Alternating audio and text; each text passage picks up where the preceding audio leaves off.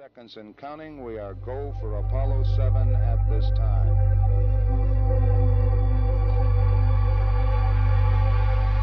T-minus 50 seconds. The vehicle now pressurized, and the vehicle is go as is the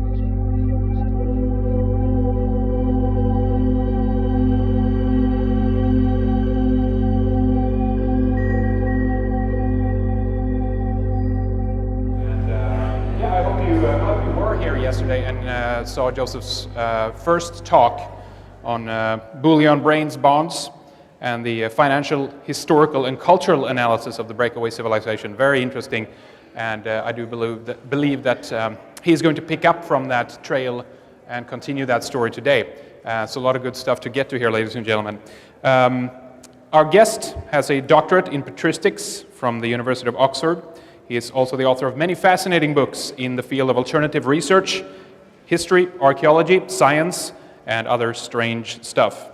His website, of course, is gizadeathstar.com, and I think this presentation is going to be very interesting with focus on why UFOs show an extraordinary interest in our nuclear capabilities.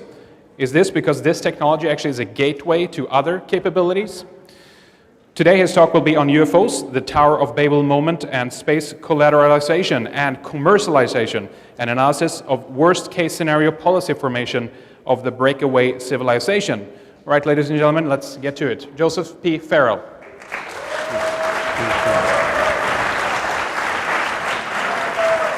Thank you.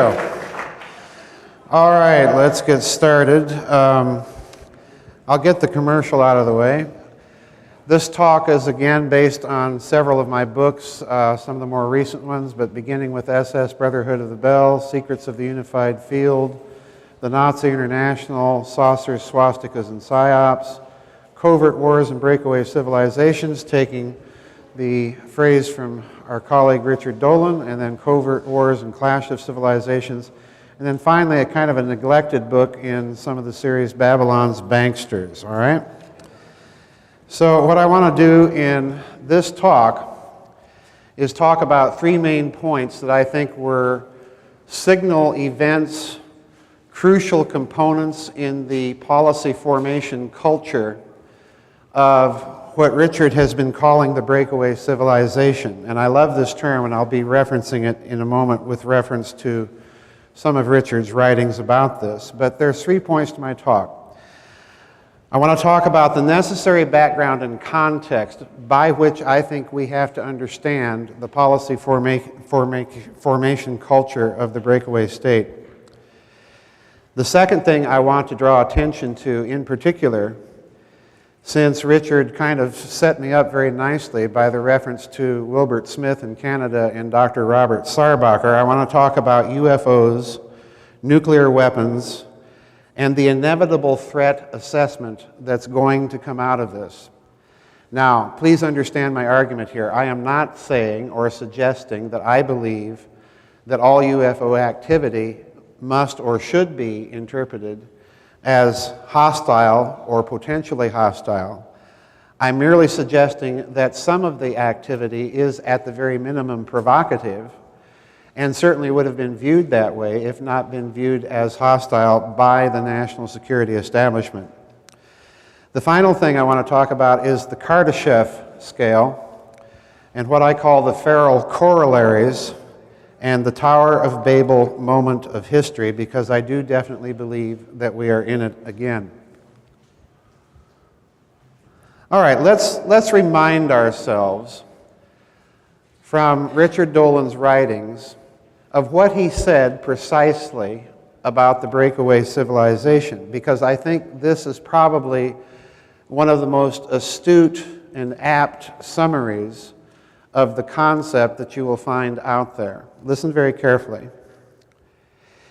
If we also consider the possibility of covert breakthroughs in propulsion technology and the off-the-grid nature of the deep black world itself, we come to the possibility that we are dealing, in effect, with a breakaway civilization, one with loose connections at various points to the open civilization of humanity, but with great independence, secrecy, and a monopoly of certain key scientific secrets. The history of the Cold War showed that separate infrastructures could, to some extent, evolve. In principle, however, such a development is possible, and responsible research must consider the strength of supporting evidence and clues, unquote. And you'll find that quotation from Richard's volume, UFOs and the National Security State, The Cover-Up Exposed, 1973 to 1991. That's on pages 564 to 565. Now, I want to follow it up with another quotation, a very short one, also from the same book, from the earlier companion volume to this book by Richard Dolan. He said this, quote, UFOs constitute the great whole of contemporary history. We know, at the very least, that this was a topic of great concern to those at the top of the American national security policy, despite the near complete absence of public references to it, unquote. And as I put it yesterday, and as Secretary Fitz put it this morning, I think as you saw yesterday from Michael Schratz and Mark McCandlish's talks, this is indeed the great whole in the financial, cultural, political, and technological scientific story of our age. The question is why? What is all of this black budget system of finance? What is all of this hidden system of finance and the political infrastructures and counterintelligence operations for? So what I'm going to do in this talk, and I hope I'll be able to get through it very quickly so that Dr. Rosen has time to present. She's been waiting all day. So I'm going to attempt to present 6 points. And what I'm attempting to do is to reverse engineer one component of the breakaway civilization national security structures policy-making culture. And there's 6 points to this component. First of all, UFOs displayed an inordinate curiosity towards ours and the Soviet Union's thermonuclear weapons capabilities. Number 2, this curiosity included an actual interference with those weapons systems. And it is this feature alone which would constitute the provocative action of UFOs that I believe contributes, especially in the Cold War context, contributes to this culture of secrecy and paranoia and the attempt, as Richard indicated and as I said yesterday, to emulate the technological performance capabilities of UFOs. Thirdly, this activity would have been and was interpreted by military authorities as a reconnaissance activity, and thus the UFO was interpreted as a threat, though most likely not an imminent one. And fourthly, this activity would have led the breakaway group or the national security establishment to question why the UFOs were so concerned with nuclear weapons. And the answer suggested or hinted at yesterday in my review of Dr. Ronald Richter's fusion project down there in Argentina was that thermonuclear weapons represented a gateway technology to the ability to manipulate the zero-point energy. And the significance of this fact, let me refresh your memory once again. Anytime you have a technology that is capable of engineering the fabric of space-time or the zero-point energy locally on the laboratory bench, you have, first of all, a technology that, if weaponized, would make a hydrogen bomb look like a firecracker.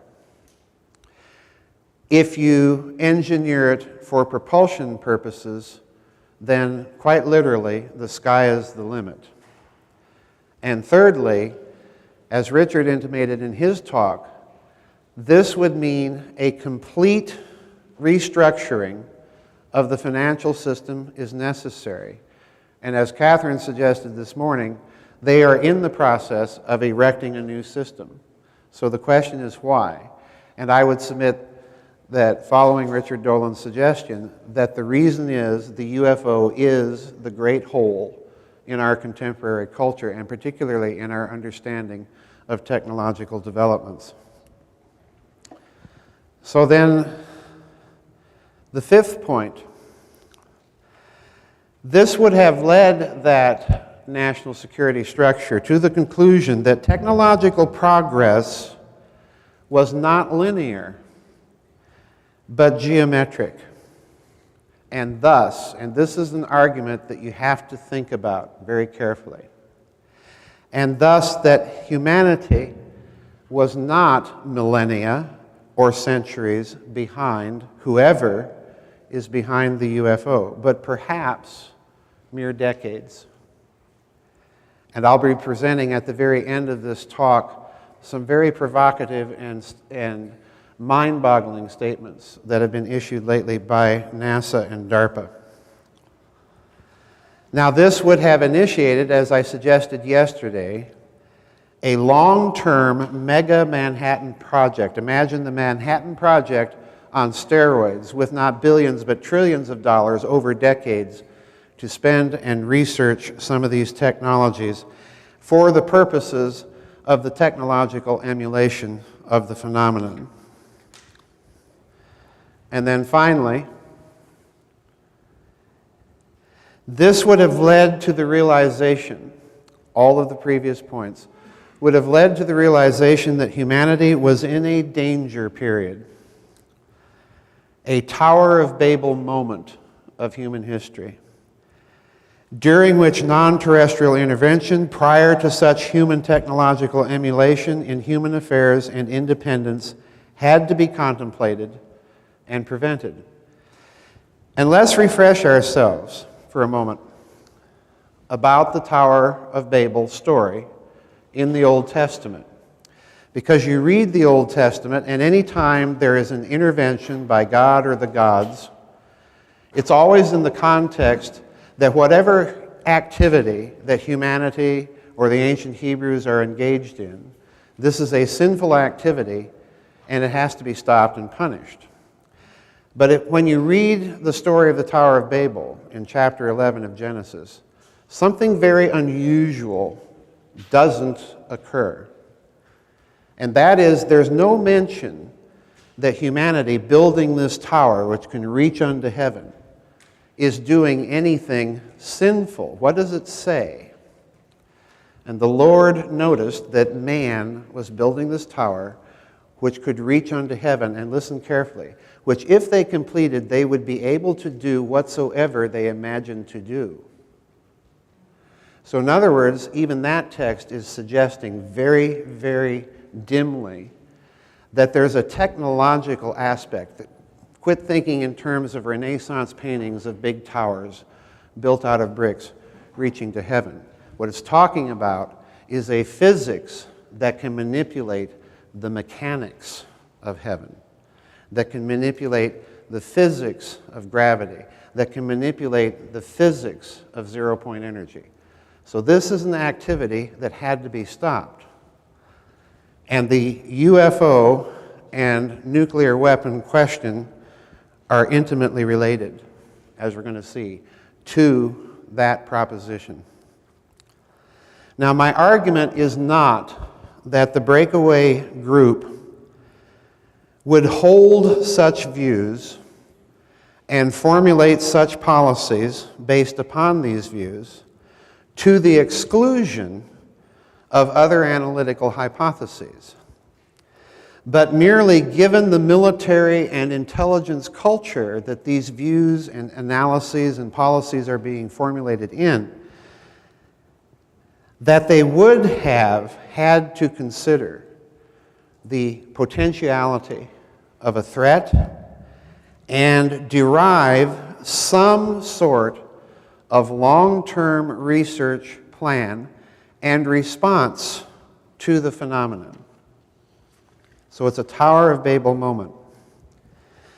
Now, I want to consider in this respect just a very few UFO incidents from the time period of the end of World War II up through the very early 60s that indicate provocative action on the part of the UFOs, at least on the basis of the human interpreters of these actions. So let's begin with this. An anomaly. In July of 1965, our Mariner 4 Mars probe disappeared behind Mars. And as it disappeared, of course, it fell out of radio communications with the Earth. Now, of course, they can calculate the velocity and therefore the time that it will reemerge from behind Mars and reestablish communication with Earth.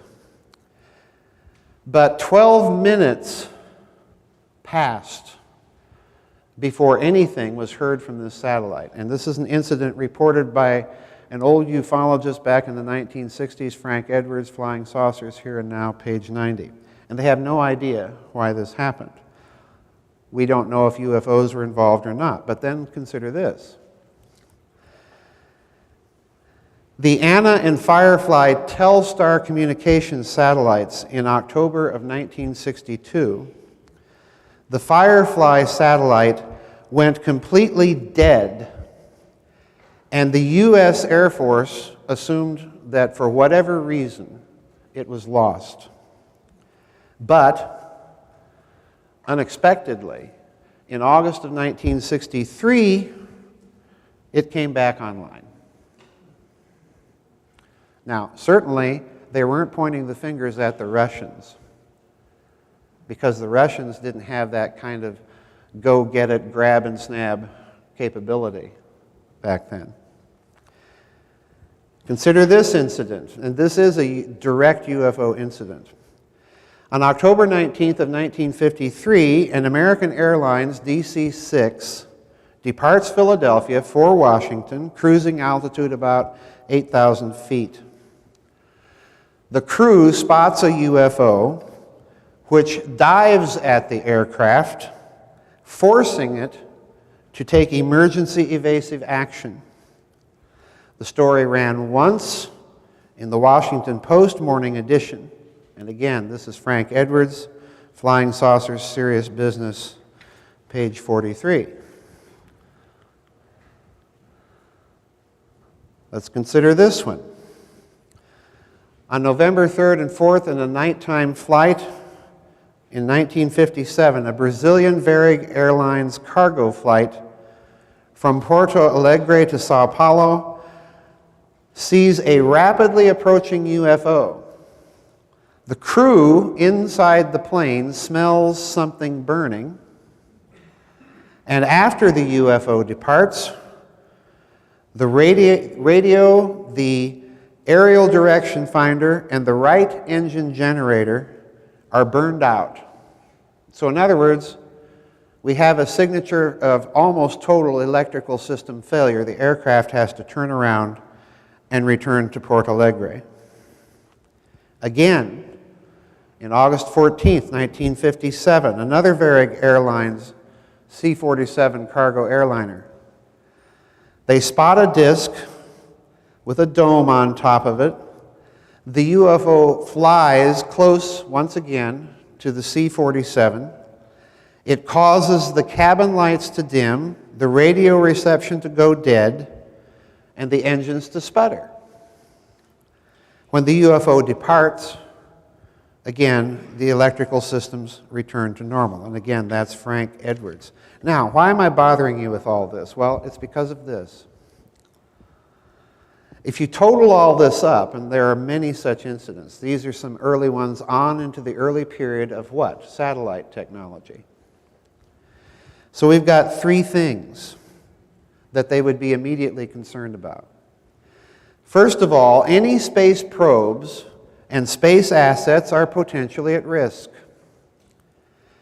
And secondly, and here's the important one for the financial elite, So in other words, when I told you yesterday that the Rockefeller family privately funded the backup camera system to the Corona spy satellites, this is why.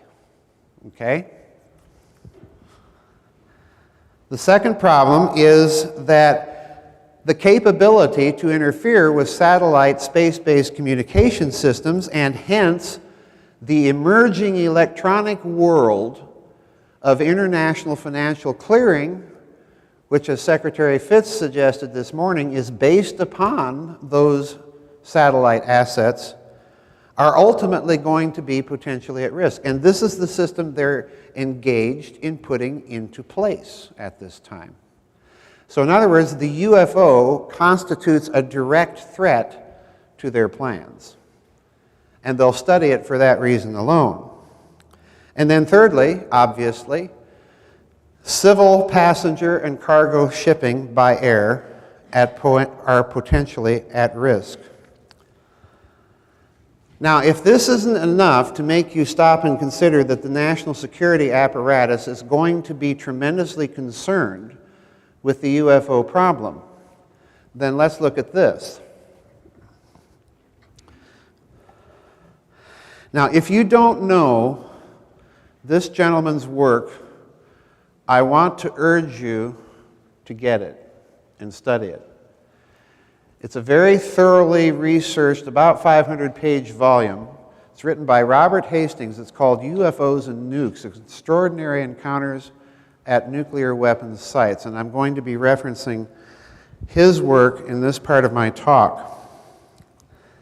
In spring of 1966, at Malmstrom Air Force Base in Montana in Great Falls, a UFO was seen by base personnel hovering over various Minuteman ICBM missile silos on the base, and it shuts down a flight of 10 of those Minuteman ICBMs. Now here's the interesting thing. If you think all of this is entirely beyond human capability, think again, because the Air Force hired the Boeing company to come in and examine what had happened. And Boeing was able to reproduce the effect remotely. In other words, understand what that means. That means that Boeing reproduced an effect able to shut down a flight of missiles without any direct physical contact. But if there's someone else flying in the skies able to do that, let your mind run with the possible implications of what that might mean in a thermonuclear age. Secondly, in November of 1975, a UFO is reported hovering over the missile silos once again at Malmstrom. And in this incident, it's alleged that the targeting data inside the missiles was altered. And again, this was done remotely.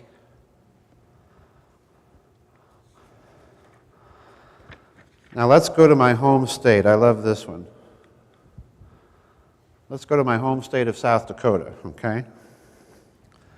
In 1966 at Ellsworth Air Force Base, just outside of Rapid City, you can drive right by it on Interstate 90, UFOs were again reported around the Minuteman ICBM missile silos. And in this case, the power in these silos went completely down, and that included the backup power. And that meant that for that moment, that entire flight of ICBMs at Ellsworth Air Force Base was taken completely offline. Now, is that a national security threat to the U.S. Air Force? You betcha. And lest we think that they're concentrating on just the good old USA, in October 4th of 1982 at Bielorussia in the Ukraine, a UFO, just like in the United States, was seen hovering over Soviet ICBM silos. And this time, guess what? The launch sequence was activated. And the missiles began the countdown. And the Soviet crews were frantically trying to stop a thermonuclear war. Now, I don't know about you folks, but there is no other way than to interpret that as provocative. It may not necessarily be hostile if you stop and think about it, but it's at least provocative.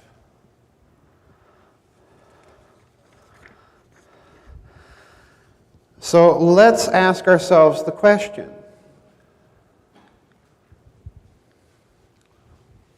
Why is it?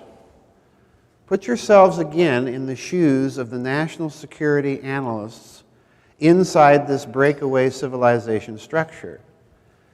Why is it that the hydrogen bomb wasn't classified as high as the UFO? Is there more than just a coincidental connection? Well, let's look at this. This was reported by Edward Ruppelt in his report on unidentified flying objects. And of course, he was one of the U.S. Air Force's officers tasked with the Air Force's official study of UFOs. And it's interesting that during the series of the first hydrogen bomb tests, the Ivy Mike tests in the South Pacific of 1952, Project Blue Book was activated to provide cover and analysis of any potential UFO activity at America's first hydrogen bomb test, Ivy Mike.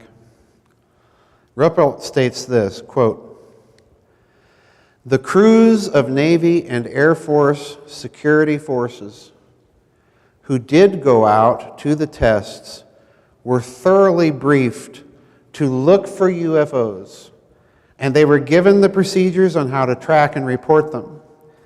Back at Dayton, we stood by to make quick analysis of any reports that might come in. None came," unquote. So you might think, well, they missed the boat. Well, think again. This is where it gets interesting, folks. This is where we're going to have to do the high-octane speculation. This is where we're going to have to start connecting dots. Why is it the UFO is classed higher than the hydrogen bomb itself?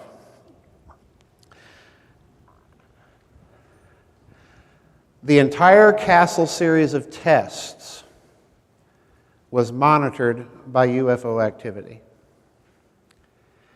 And interestingly enough, Castle Bravo and Castle Coon were two very interesting tests because they had calculated the pre-test yield of the Castle Bravo hydrogen bomb to fall between a range of 5 to 8 or 7 megatons. When they fired the thing off, it ran away to 15. Whoops.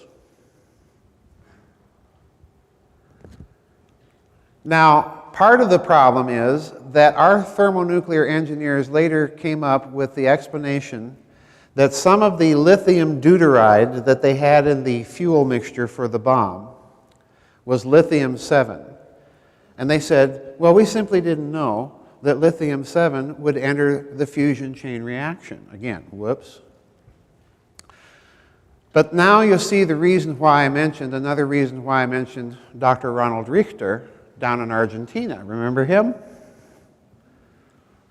Because when he was talking to Juan Perón's nuclear physicist, a fellow by the name of Dr. José Balcero, he told Dr. Balcero that he's getting these fusion reactions out of lithium-7. And remember what he also said, he was getting them in a rotating plasma under electromagnetic stress using Lamour precession frequency and on and on and on. And he then indicated that it was his belief he was getting these reactions because the plasma functioned as a coupling mechanism or a coupled harmonic oscillator with the cellular structure of space. So in other words, he's telling you there's something going on in plasmas beyond nuclear fusion. And he was doing all of this at temperatures far below what standard thermonuclear chemistry at the time said was possible. In other words, he was talking about cold fusion. And the modern term for it is lattice-assisted nuclear reactions. That's how far ahead of his time he was. So Balsero said, well, sure, you can have thermonuclear reactions with lithium-7, but you have to do it at much higher temperatures. My point here, folks, is that this is common thermonuclear chemistry. It's known ahead of the Castle-Bravo test. So it's my suspicion that there was another energy source gating energy into the hydrogen bomb, and it was precisely what Dr. Richter said. For a brief moment, for whatever reason, there was a coupling that was established with the fabric of local space-time, and it gated energy for a brief moment into the reaction, and the reaction ran away. Not to mention the fact that our scientists said, well, whoops, we didn't know lithium-7 would do that. Now, there's a second problem in the Castle series of tests. Castle-Kuhn was another test in the Castle series of hydrogen bomb tests. It was designed by Edward Teller and his team at Lawrence Livermore.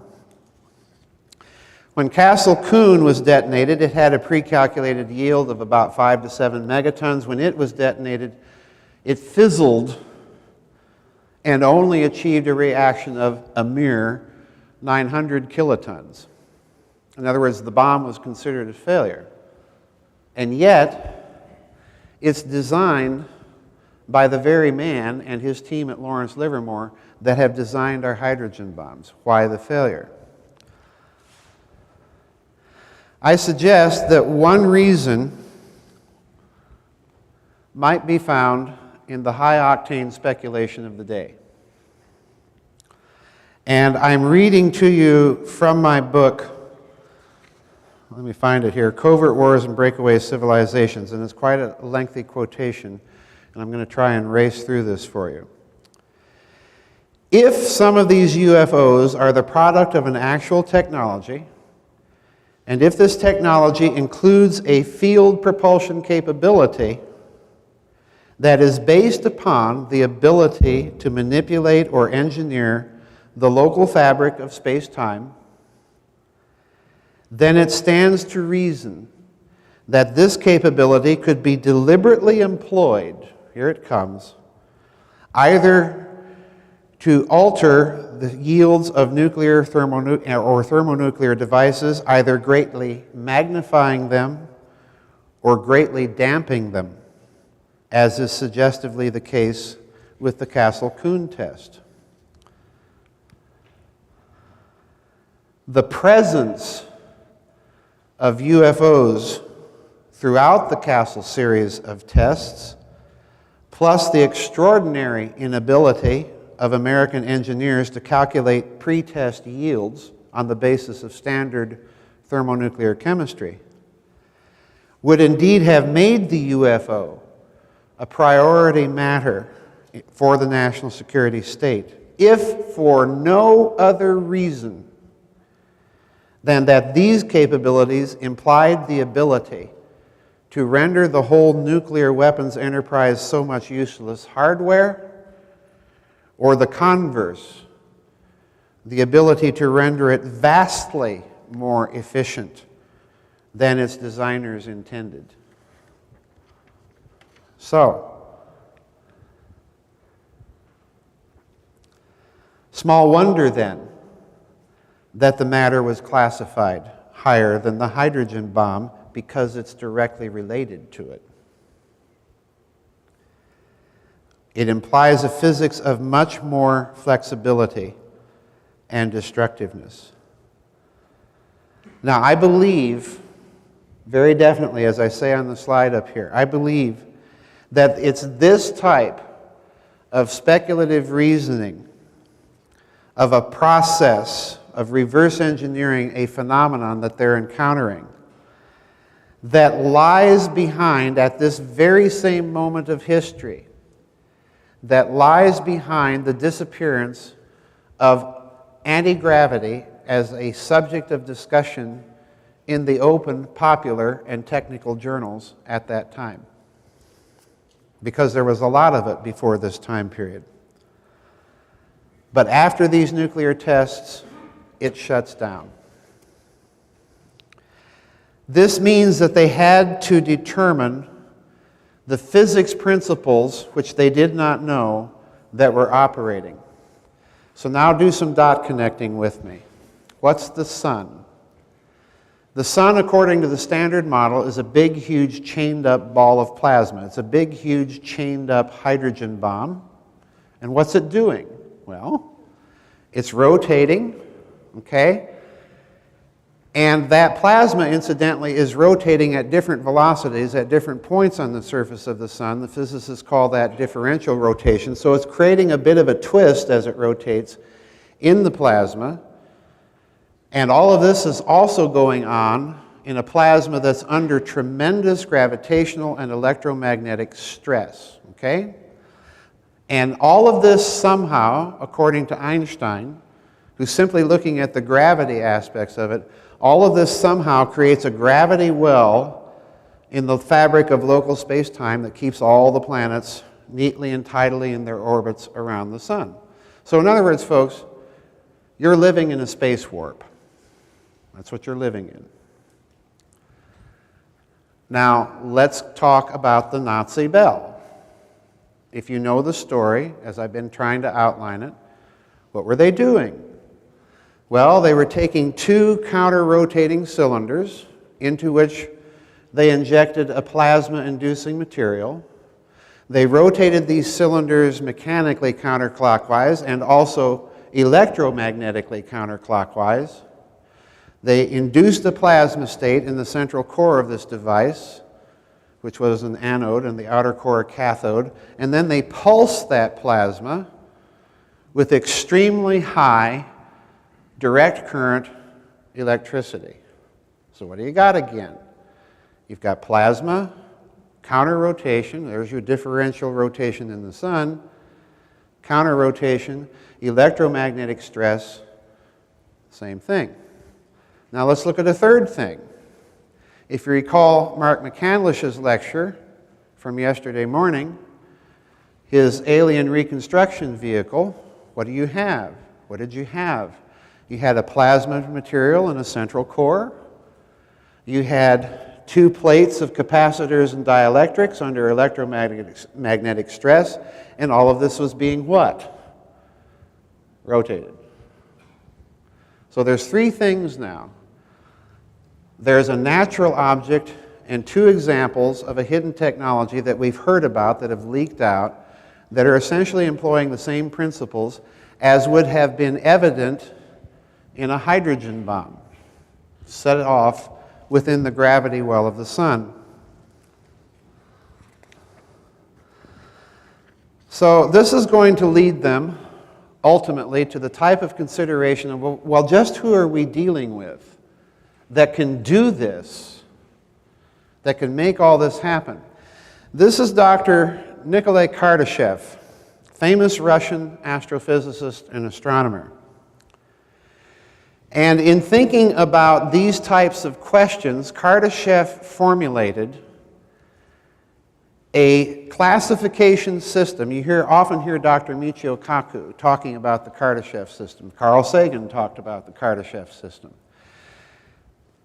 He formulated three types of civilization based upon the energy requirements needed to sustain the civilization. Now, please understand, these are Kardashev, these are not the FARRELL corollaries, okay?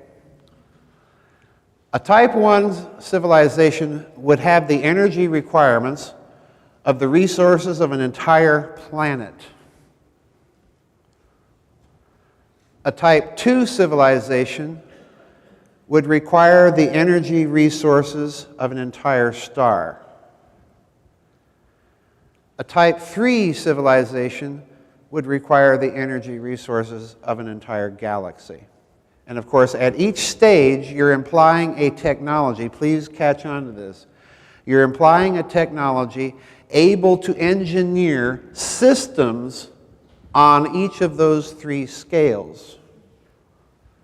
And I hope you caught the distinction, because there's a difference between requiring the energy requirements of systems on those scales and the ability to engineer systems on those scales. Okay?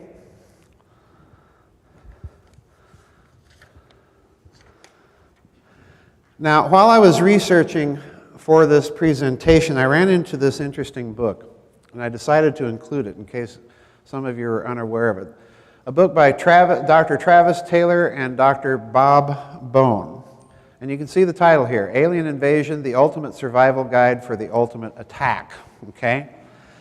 So these scientists are, in other words, they're telling you this is the how-to manual in case ET ever comes down and decides to detonate more of our hydrogen bombs. Okay?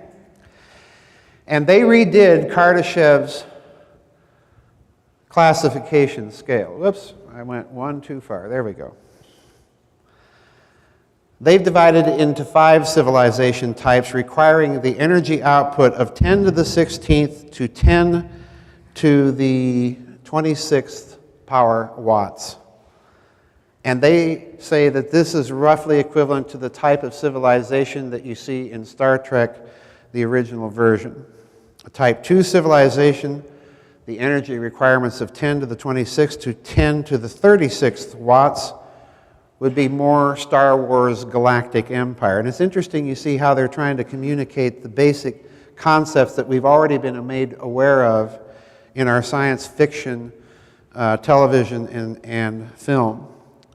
A type 3 civilization would require the energy output of 10 to the 36 to 10 to the 46 watts, stargates at ancients, the ancient ones in the Stargate series.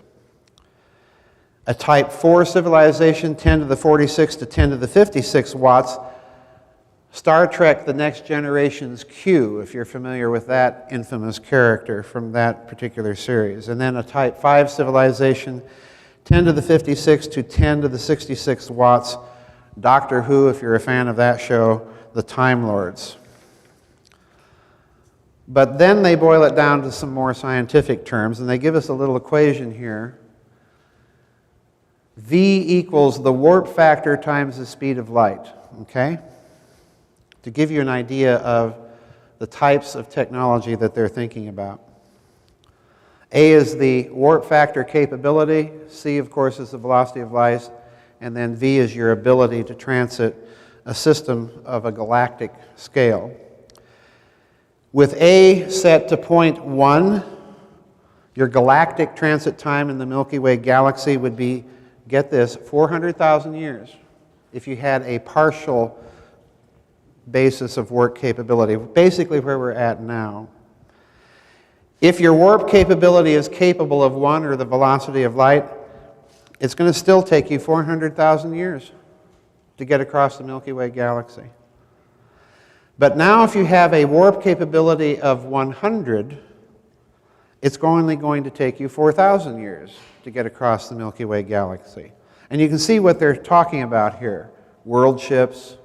Well, we could get there, yeah, but we'd have to build these gigantic intergenerational ships that would be traveling for several generations to get to their destination. But now, once we start talking about warp, well, we can explore our local quadrant, to use the Star Trek expression. With a warp factor of 1,000, you would be able to traverse the galaxy in 400 years. They call these unstoppable quadrant colonists. And of course, with a warp factor of 1,000,000, then you'd have unstoppable galactic colonists. And with the almost unimaginable warp factor of 100 million, you could transit most everything in about a day. You'd be godlike.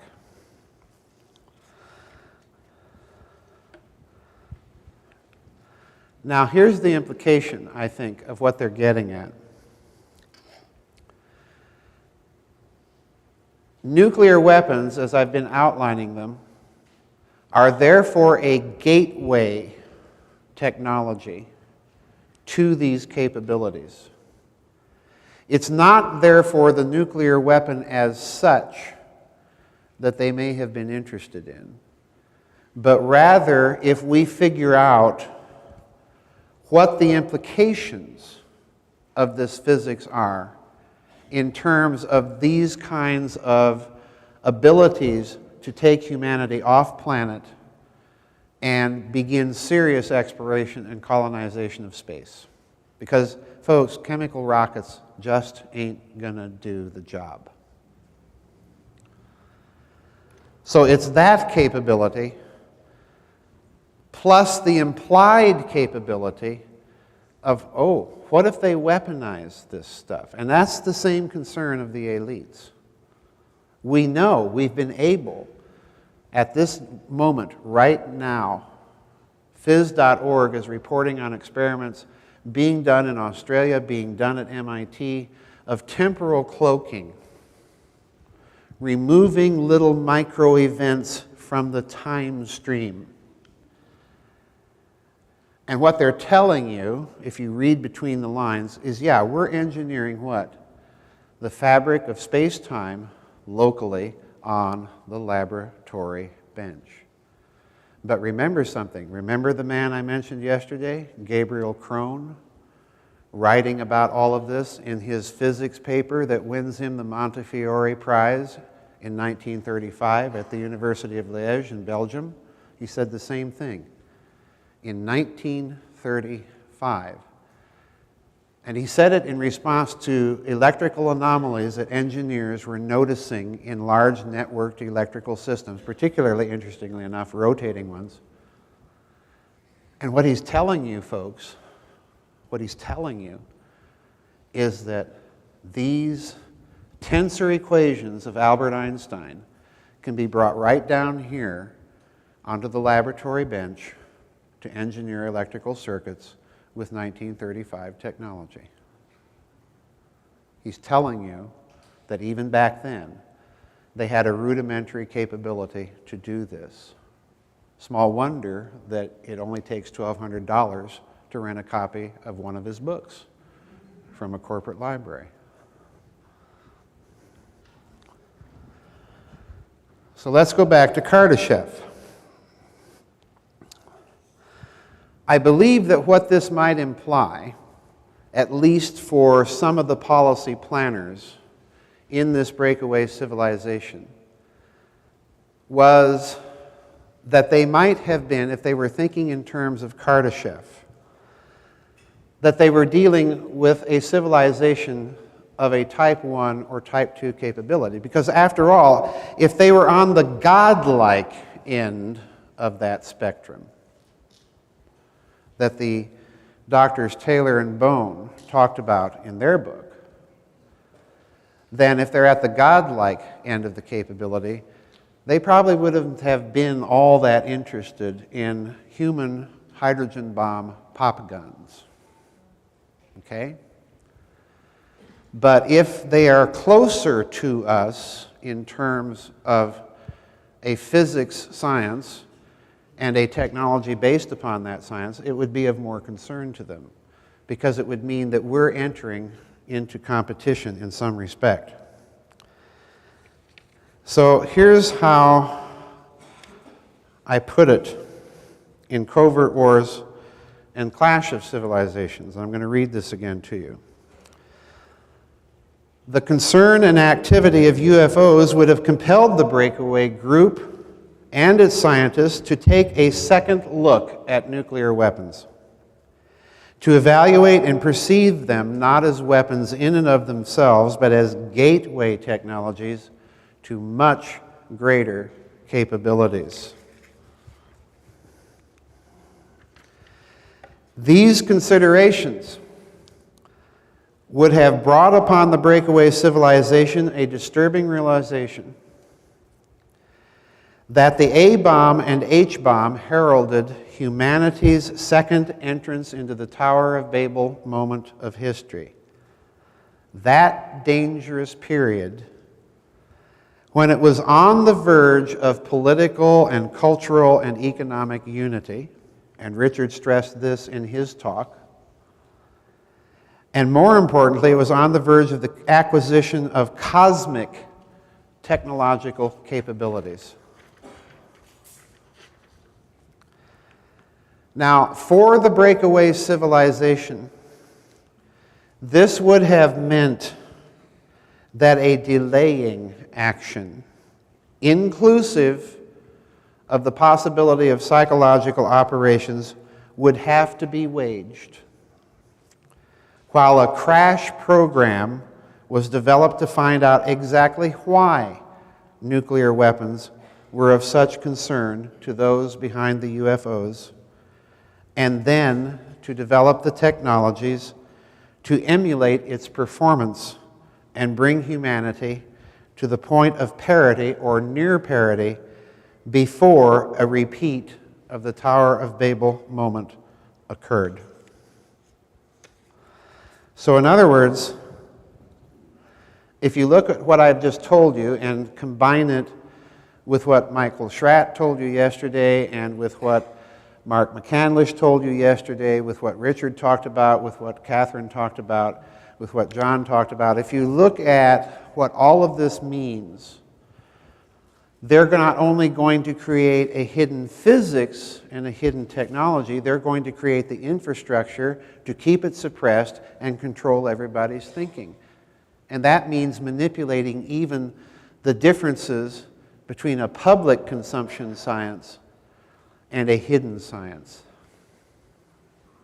Remember Ben Rich. We have solved the equations. We found an error in the equations. And now we can take E.T. home from the head of the Lockheed Skunk Works. In other words, he's told you right there, there's a hidden physics that we know nothing about. And I think it begins back there in the 50s with the hydrogen bombs and the UFOs and their interests. So what are you going to do? How are you going to address this provocative activity and demonstrate capabilities that are beyond our type 1 or type 2 civilization reality? I mean, we're not there yet. We don't really, at this stage, believe it or not, require the energy consumption of an entire planet. We're not there yet. So how do you do it? Well, I'm going to suggest to you that the answer comes from the world of finance, that you leverage it, that you create the appearance of the capability to do so. In other words, that you engineer systems that are capable of manipulating systems of a planetary scale and of a stellar scale, like ionospheric heaters, HAARP, High Altitude Auroral Research Project. Now, HAARP, most of you know, is a big, and they're retiring it, incidentally, folks. That means they got something better now. HAARP is this big phased antenna array at Gakona, Alaska. I think there's something like 48 of these phased radio antennas. Now, if you don't know what a phased radio antenna array is, a phased array is simply a plurality of radio antennas beaming out a signal in the same frequency, but at slightly different phase. In other words, the signal at this tower is begun at one time, and then the signal at this tower is begun a few parts of a second later, and the signal at this tower a few parts of a second later. And what this does is it shapes the interference pattern of the waves coming out from each of these towers, and that allows them to bend the wave, to target it, to focus it, to disperse it. And this was, of course, the same technology that they use in over-the-horizon radars, because they're bending the signal over the curvature of the Earth, okay? Incidentally, that's a World War II technology. Guess who came up with it? Now, by beaming enormous amounts of radio frequency energy into the ionosphere, you can raise and lower areas of pressure in the Earth's ionosphere. I said the Earth's ionosphere, not Alaska's ionosphere, not Japan's ionosphere, the Earth's ionosphere. This is a planetary system. So you can manipulate weather systems, which are also, if you think about them, a planetary system. They're a complex system of subsystems integrated with each other. But you can do something else. The ionosphere is the natural protective covering of the Earth. And it, with the magnetosphere, with the Earth's magnetic field, is also a complex ecosystem. So you can change the quality of the entire planetary magnetosphere with this. Now here's the punchline. NASA recently announced, you can find this article on phys.org, NASA recently announced that they had discovered that there was some sort of magnetic field equivalent of the equigravisphere between the Earth and the Moon, that place where gravity between the Earth and the Moon is equally attractive. Well, there's a similar thing between the magnetic field of the Sun and the magnetic field of the Earth, where they touch. And where they touch, interestingly enough, they described it in the literature as a kind of portal. I don't like using that word because it conjures all sorts of erroneous ideas. But there is a relationship between the Earth's magnetic field and that of the Sun. Now, in electrical terms, in very crude, basic electrical terms, this means that they form a circuit. This means they form a coupled system. And therefore, it would possibly be possible to induce by means of that system a resonance effect in the Sun itself, using it as the load end of something you're doing with an ionospheric heater on Earth. Those are the FARRELL corollaries. Those are the engineered, leveraged systems that you're creating to demonstrate a human capacity to manipulate systems on those scales, and if need be, for destructive purposes. Forget about hydrogen bombs, like I told you yesterday. They're a pop gun.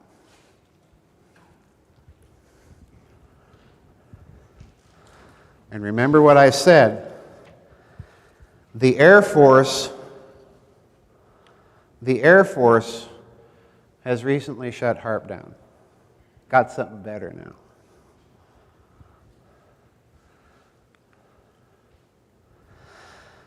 So let me round out my concluding remarks with this concerning these corollaries from Kardashev's classification system in the Tower of Babel moment of history. What are you going to do with all this? Well, I think the first problem, remember what I said yesterday, there sits Alfred Lading at Wright-Patterson Air Base in Dayton, Ohio, German-American engineer. He knows all these Nazi paperclip scientists. He's looking at some of these UFO reports, and some of these reports look like this Nazi stuff, and he goes to these Nazis and he says, well, what about this? Yeah, we were doing some of that. So he comes up with the 47 Intelligence Collection Memorandum and tells people, well, let's go out and find the Horton brothers. We need to know where they are and what they're doing. But remember what he also did. Besides the United States Air Force concluding that somebody out there in the world is developing complex, sophisticated, exotic technology, and it's not us, he also came to the conclusion that there were just simply too many UFO reports for them all to be accounted for on the basis of a hidden human technology and infrastructure. In other words, there was a production problem. It was too expensive, and we couldn't produce enough of it. So the first thing I think you're going to do is to attempt to solve this problem by increasing human production capability. Think 3D printing, which in my opinion probably comes out of the black world. It's been around for a while. They're pushing it now. But who got the idea for this? Why did it just all of a sudden appear? Secondly, I think you're going to establish both public and secret advanced propulsion projects and think tanks. And listen to this. I think it was Mark in his presentation Saturday morning that mentioned the Mexican physicist Miguel Alcubierre. Well, Miguel Alcubierre was the physicist that published the equations for warp drive in the Journal of Physics, I think it was, in 1998. It's a short little paper. He's got all of his mathematics there. But he says, well, this is possible. But remember what I said yesterday. It would have required the mass energy conversion of the planet Jupiter to create one of these space warps, giving you faster than light travel capability. But guess what?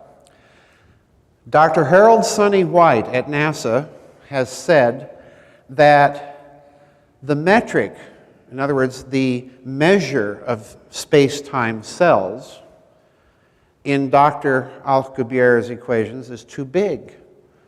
You don't need that big of a metric, and you can use a much smaller one within the feasibility of human capabilities. So he's now heading NASA's project to develop the very first experiments in the technology tree leading to warp drive. And DARPA, the Defense Advanced Research Projects Agency, I like to call it the diabolically apocalyptic research projects agency. DARPA has come out and announced the goal that it wants the United States to be warp capable, Star Trek, in 100 years. And personally, I think they're possibly even overestimating the time. They're being conservative.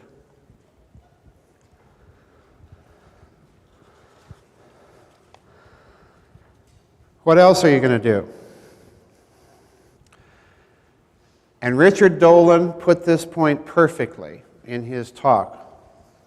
You're going to establish a global mechanism of intellectual thought control.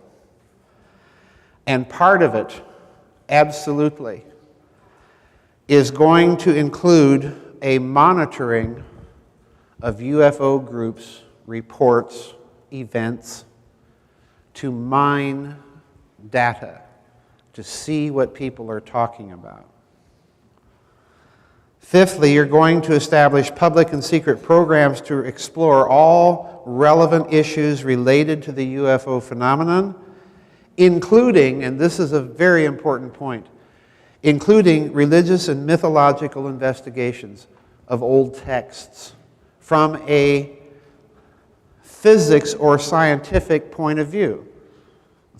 Again, the Tower of Babel. They're building a tower which can reach unto heaven. In other words, the ability to reach unto heaven is a physics that allows you to grasp the fabric of space-time, to have the godlike ability to manipulate the fabric of space-time. And if you do that, then you have the ability, to put it as the Old Testament put it, to do whatsoever they imagine to do. Okay? And you're going to investigate all sorts of traditions of this nature around the world to see if perhaps they might contain a clue as to the motivations of these people, as to the possible science behind them, as to their thinking, and so on. absolutely you're going to do this. And that's going to include an examination of the weird.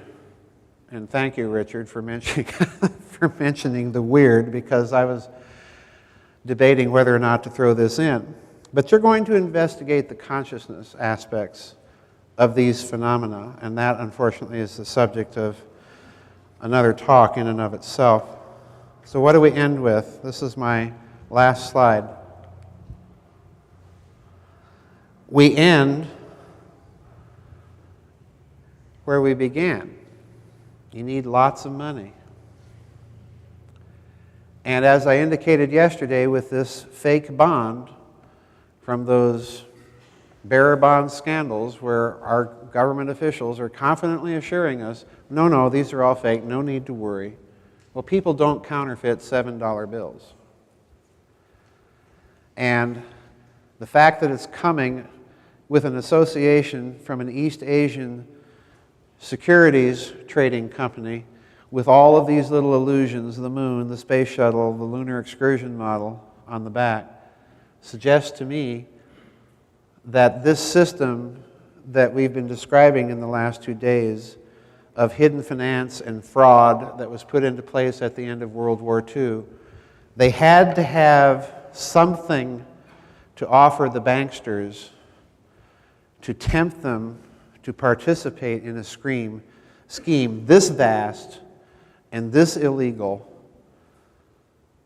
That something had to make the risks worth it to them. So they secretly collateralized space. And that's it. Thank you.